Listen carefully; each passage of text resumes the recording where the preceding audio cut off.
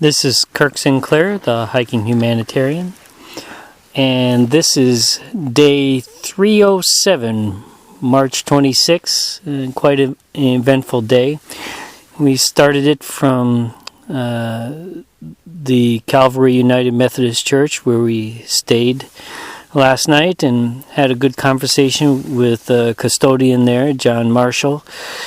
Really nice chat, and then we finally got underway and headed out. And at first I thought, well, this is not going to be a great day because my foot was giving me problems. But we walked by the station WBOY in Channel 12 out of Clarksburg. And what the heck, let's just drop in and see what happens. So I dropped in, and Mike Corley was pleased to see us and quite willing to do a story on us. So we were there for a while as he interviewed and filmed us a bit. And then we went on again and walking through Clarksburg and got towards the other end, and all of a sudden this gentleman just standing by his truck asked if we want some salami and cheese, and said, oh well, why not? And so Shirley Schaefer gave us some cold cuts for a little impromptu lunch, and we chatted for a while, and then we went on our way again. But before we could get out of Clarksburg, we stopped at Rollins Market in order to use their restroom. And then we got to chatting with the owner, Joe Ellen, and along with Joe, who was the previous owner, actually, and now worked there, and Joanna, a person that they hired.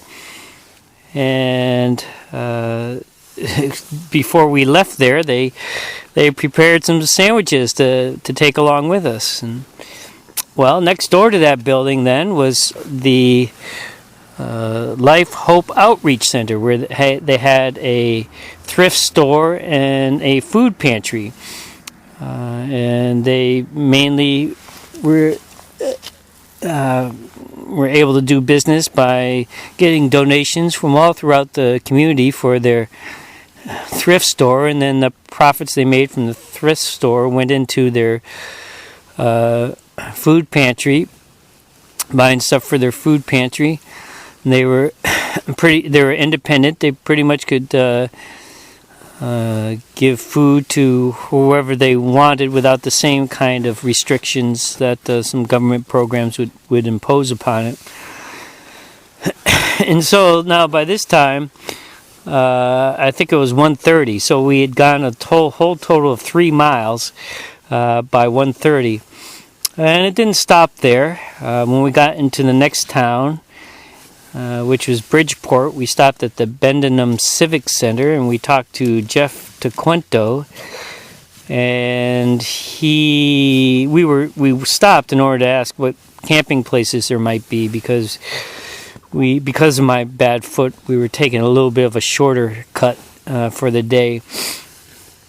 And we stopped there to ask what camping there might be, and he bent over backwards. He was very apologetic. He was new on the job, couldn't really think where we might be able to camp, and they wanted to find a hotel to camp us, but we were heading in the wrong direction for that, and they were all apologetic and what have you. But really nice, and put us up on their Facebook, put up what we were doing, so that was kind of nice. And then the day was capped off. We're going up this road, the Middlefield Road, it's called. And we go by a place called the Middlefield Baptist Church. And if there's any kind of downer to the day, it was that, I didn't really know where we were going to camp. And we got to that church, and I was taking pictures of flowers by the church. And then the sign there in front of the church says, today, let your, what were the words? Today, give your life in God's hands. So you know what? I mean, that's probably a sign that something's going to just work itself out here in terms of where we're going to camp. So we keep walking along, and we get to this driveway at the same time that Dave Alonso's coming up the driveway, and he starts talking to us right away. He had driven by us, and so he sort of knew we were coming in a sense, and he just started talking right away, and within a couple minutes he said, you guys are welcome to camp at my place here. It was a farm that actually he was getting ready to, he hopes to sell. He actually lives somewhere else. And he mentioned that his wife, Rosalind, writes for papers, 5 different papers, a column called The Grapevine.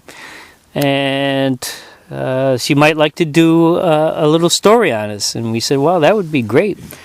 So he left and came back a little later with Rosalind, and then we all went to McDonald's where we had a little something to eat and chatted for a real long time. Went way beyond just doing an interview for an article, but just catching up on each other and enjoying each other's company. And we also met Rosalind's son Marty, and also her grandson Hunter, who works at McDonald's. So wow, quite an eventful day all throughout, and most of it filled with kindness one way or another. Oh, I forgot to mention at the food pantry there was we talked to a person named Angela, and we also met a person named Billy. He's the brother of Pastor Jimmy, who sort of is the head of the outreach center. But his brother Billy is high-functioning autism. He loves ties, has 2,216 ties, and he's collecting them to make a quilt out of them that he will donate to the center for raising funds. Just some touching stories here and there, and a lot of kindness thrown our way. All in all, quite a day indeed. And tomorrow is going to be great, as well as we get to see our old friend Gwen. As we get to see our old friend Gwen Jones. Stop laughing there. So this is Kirk Sinclair, Hiking Humanitarian.